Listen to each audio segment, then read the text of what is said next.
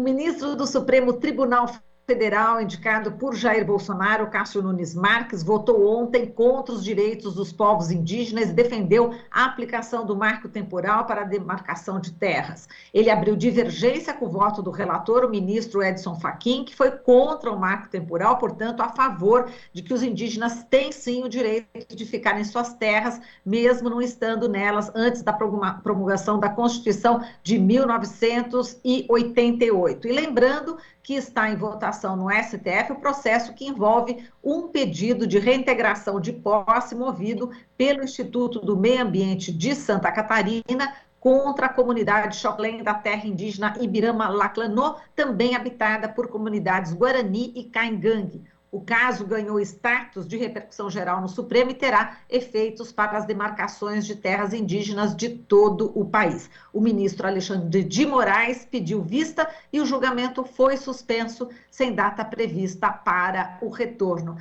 E a gente vai falar sobre esse assunto com duas convidadas. A Paloma Gomes, advogada, que acompanha o processo do marco regulatório e assessora jurídica do Conselho Indigenista Missionário CIMI, e a Tiara Pataxó, que é a liderança indígena da aldeia Pataxó Novos Guerreiros, situada na cidade de Porto Seguro, na Bahia. É coordenadora do grupo de mulheres indígenas dessa aldeia e segunda secretária da Associação da Juventude Indígena Pataxó. Sejam bem-vindas, Paloma e Tiara. Bom dia. Bom dia, Marilu. Bom dia, Tiara.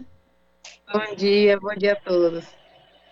Eu vou começar aqui, Tiara, pela Paloma, para falar sobre essa decisão, né, de ontem aí do voto do Nunes Marques, né, do Cássio Nunes Marques, que já era previsto, né, Paloma, a favor aí do marco temporal e contra os direitos do povo Xoklen de Santa Catarina, já que aí, como eu falei, foi indicado pelo presidente Bolsonaro, que representa não só todo esse retrocesso nesse tema, mas também é aliado dos invasores de terras indígenas. Mas o voto de Nunes Marques foi contraditório e defendeu a aplicação do marco temporal como forma de conciliar interesses. Bastante aspas aí no conciliar interesses. Paloma, como é que você viu o voto aí do Nunes Marques? Marilu, como você falou, né? Não traz uma novidade para a gente, não é algo que a gente esperava algo diferente, né? Ontem, por exemplo, pela manhã, o presidente da República deu uma declaração, né, falando do julgamento do Supremo Tribunal Federal e o impacto que teria o julgamento caso fosse favorável aos povos indígenas, e que isso atingiria muito fortemente o agronegócio e a economia brasileira. Então, pensando, né, no ministro Nunes Marques, essa indicação e essa relação muito próxima, né, com o presidente Bolsonaro, é algo que nos surpreendeu.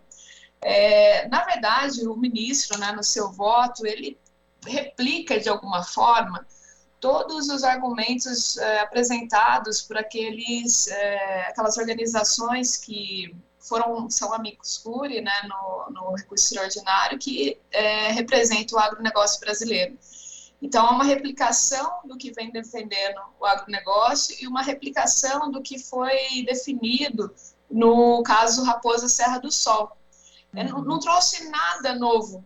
O que, na verdade, trouxe novo, e aí, respondendo a sua pergunta, o que mais nos chamou a atenção foi a frase que o ministro usou ontem no seu voto, que o marco temporal resolveria os conflitos, né, territoriais e seria uma forma de anistiar oficialmente os esbulhos ancestrais. Anistiar oficialmente os esbulhos ancestrais. O que isso significa, ao nosso ver? Obviamente. Ele explicitamente declara que as invasões dos territórios indígenas ao longo dos anos, as expulsões violentas a que foram submetidos os povos indígenas, né, nos séculos passados, poderiam ser anistiadas, poderiam ser esquecidas oficialmente, caso os demais ministros venham acolher esse voto divergente do ministro Nunes Marques. O resultado, né? E é isso que a gente vem falando. Esse contexto de violência não pode ser esquecido, não pode o Estado vir legitimar a violência que sofreram os povos indígenas. E o ministro Nunes Marques foi muito enfático, de alguma forma, né, no seu voto também contraditório, porque ele começa o voto falando do histórico de violência, e ao final ele vem propor essa tese do marco temporal, né? Enfim, então, acho que seria isso, Marilu, os pontos mais relevantes, enfim. Mas gostaria de ouvir de vocês também, o que vocês estão entendendo do julgamento.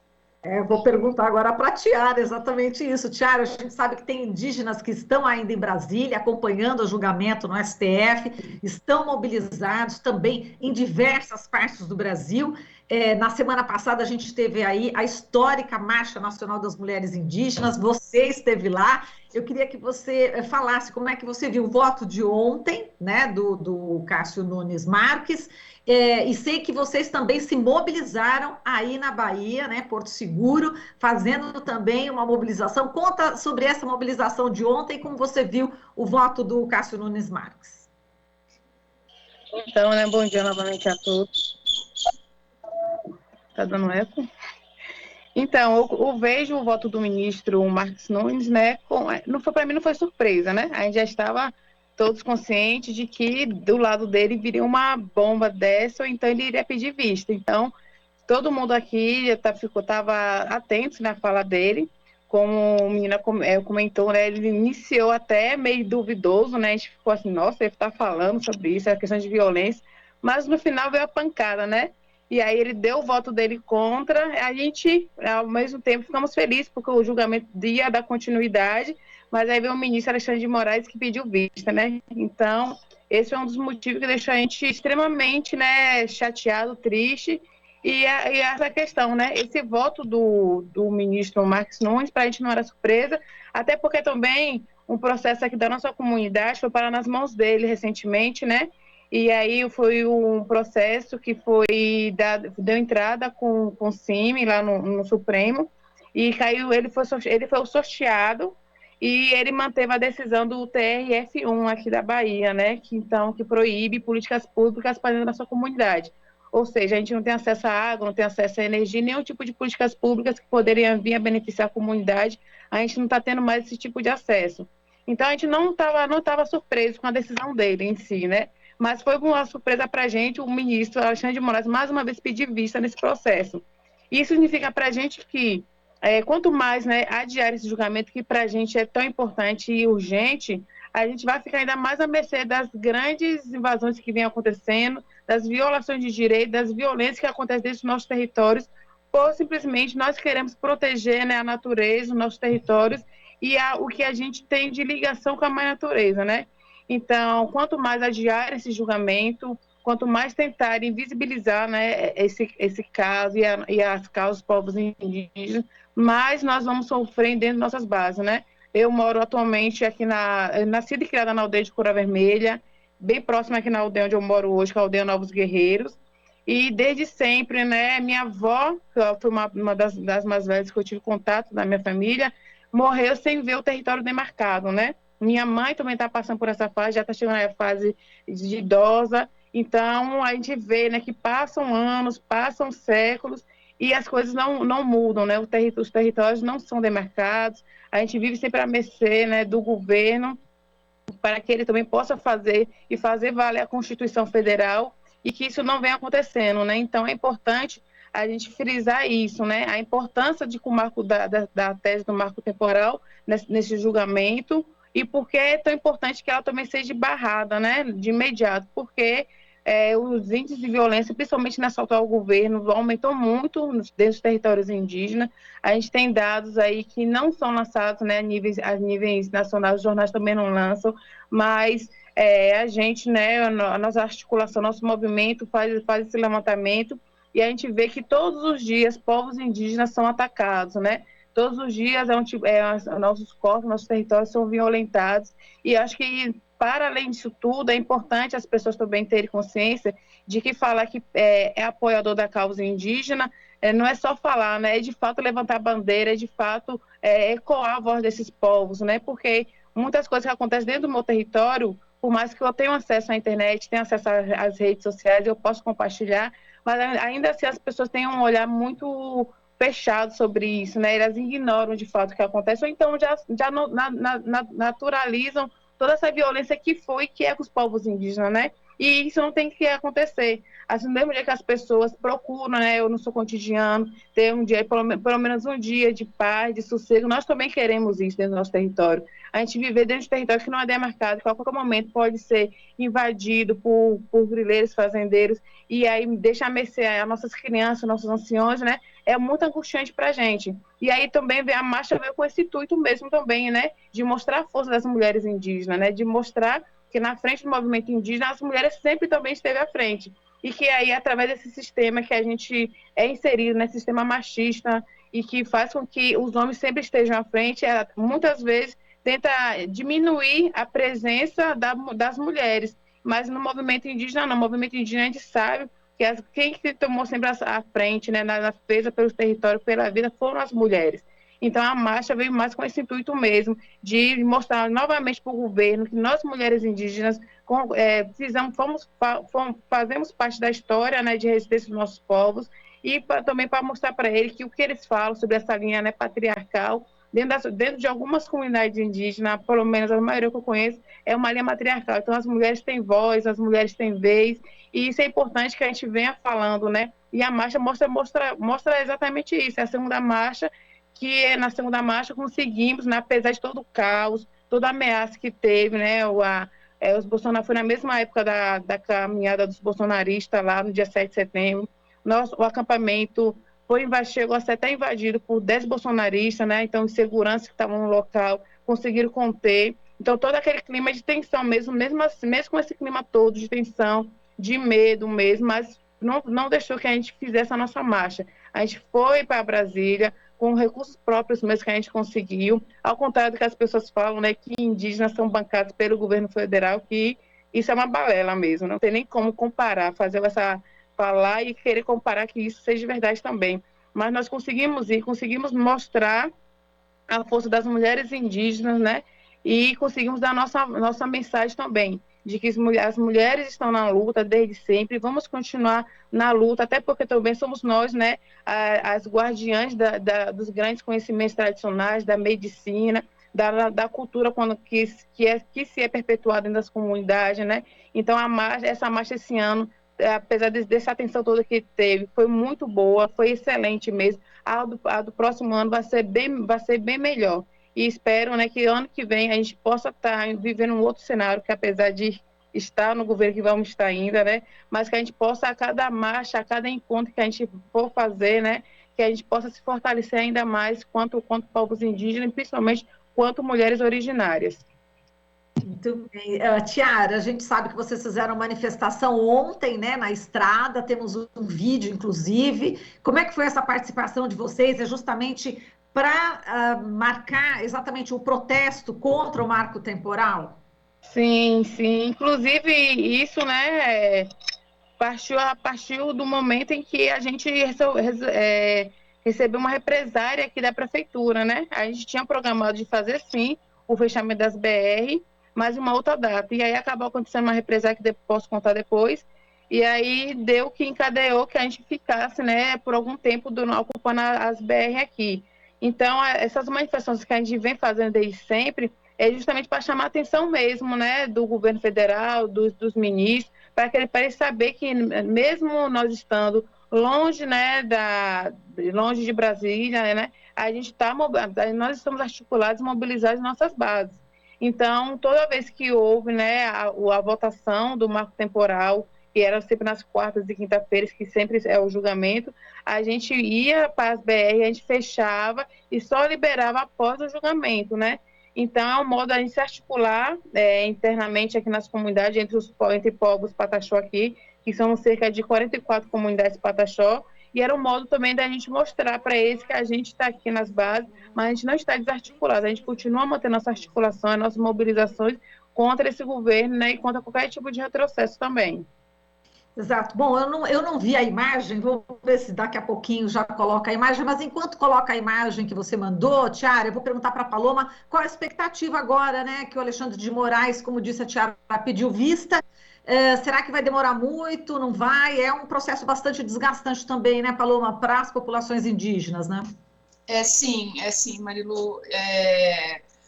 Enfim, a gente tem o regimento interno do Supremo Tribunal Federal que estabelece prazo de 30 dias, né, para devolução do processo para o julgamento. Pode ser prorrogado, também pode ser suspenso esse prazo em razão do recesso forense, das férias forenses, enfim. Então, é um prazo muito difícil de você precisar efetivamente, né? Mas, de toda forma, o que a gente vê, e a gente tem muita expectativa, é que o Supremo julgue isso quanto antes, né? Eu acho que a demonstração do presidente Fux nas últimas 4 semanas, de você fechar a pauta do Supremo para o julgamento do recurso extraordinário, é uma sinalização de que o Supremo reconhece, a partir das mobilizações dos povos indígenas, né, do nosso país, que é uma causa extremamente relevante e estruturante. Então, o comprometimento do presidente Fux e também o ministro Alexandre de Moraes, pelo que a gente tem conhecimento, ele é muito rápido para apreciação e restituição dos autos. Então, a gente tem expectativa que o Supremo retorne o julgamento quanto antes, né? Justamente por conta dessas sinalizações e essa pressão nacional e internacional da matéria que eu acredito ser a mais relevante hoje no país.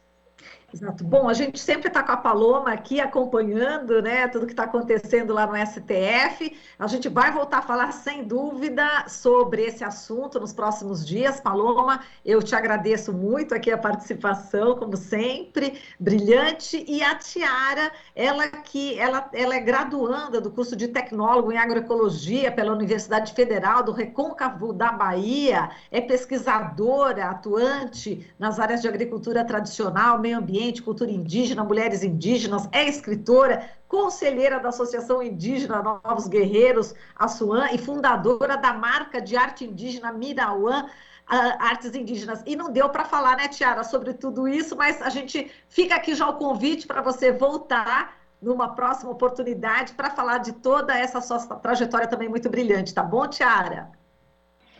Tá certo. Eu que novamente agradeço, sempre agradeço nessas oportunidades, estar sempre falando, né, mostrando a realidade do que a gente vem vivendo em nossas bases, né? Porque a gente, por muitos anos, fomos vistos, né, e falados por outras pessoas e que de fato não viviam a nossa realidade. Hoje a gente está tendo a oportunidade, tanto de estar falando com você e com outras pessoas, e aí, de fato, é bom mostrar, a gente falar sobre o nosso movimento, a gente mostrar nossas mobilizações para as pessoas também terem um olhar mais de empatia para com os povos indígenas, né? Para que elas realmente tomem essa dor para elas, né? Tomem essa dor para si e que apoiem o movimento indígena. Não queiram ver, não queiram se ver tipo essa reportagem que o Bolsonaro, né, deu ontem falando que se caso faltar comida na mesa do brasileiro, que é culpa dos povos indígenas. Então, tentando, de uma certa forma, fazer com que a população se vote contra nós povos indígenas, né? E aí eu falo, se falta mesa na comida do brasileiro, é culpa do presidente, que não sabe fazer uma boa administração, não sabe fazer uma boa articulação e faz com que isso aconteça. Até porque também os territórios que hoje nós ocupamos têm sido ocupados desde antes da entrada dele na presidência. E nos governos anteriores, a gente viu que o aumento de pessoas, né, o aumento de pessoas que estavam falando, né, e vivendo bem, se alimentando bem, aumentou. E por que no governo dele está diminuindo? É porque é por conta disso, né, que ele está fazendo muito bem o que aquela música, né, de antigamente, que eu esqueci até o nome agora das meninas, que o pobre é cada vez mais pobre e o rico cada vez mais rico. Então, as pessoas têm que parar também de alimentar as ideias que vem desse presidente, né, porque a gente sabe muito bem qual é o projeto dele. Desde sempre, ele sempre foi muito contra os povos indígenas, os povos tradicionais, como quilombolas também. Falou que não iria demarcar território nenhum, assim como ele está mantendo a palavra dele, não demarcou nenhum território, pelo contrário, está ajudando, incentivando que os ruralistas invadam nossos territórios, né? Então, assim, é uma luta árdua que a gente enfrenta todos os dias contra ruralistas, contra fazendeiros, contra grileiros, contra redes de hotéis e além disso tudo, né, contra o governo federal. Então, todos os dias a gente tem que estar se articulando, se mobilizando de formas diferentes, porque ataques vêm de diversos lugares, de várias formas, e se a gente não estiver preparado, principalmente espiritualmente, né, ligado com nossos encantados, com a nossa mata, com nossos rios, que nos fortalecem todos os dias, a gente não sabia mais nem como agir. Então, é por isso que a gente tem essa ligação mais forte com a natureza, porque é da natureza que vem a nossa força, né? Então, eu agradeço a oportunidade de estar falando, agradeço a nossa advogada aí, que está sempre nos ajudando, a Paloma, né, que está sempre à frente aí também, ajudando nas suas articulações. E é isso, né? Precisando de mais, tendo algum outro assunto que eu possa estar adentrando, eu estou aqui à disposição. Foi um prazer, Marilu, Tiara, obrigado pelos ensinamentos. Obrigada mesmo, viu? E a gente está sempre à disposição. Tá ótimo, então, um beijo para as duas, a Paloma Gomes, advogada, assessora jurídica do CIMIA, e a Tiara Pataxó, ela que é liderança indígena da aldeia Pataxó Novos Guerreiros, lá da cidade de Porto Seguro, na Bahia. Você está ouvindo Jornal Brasil Atual. As notícias que os outros não dão.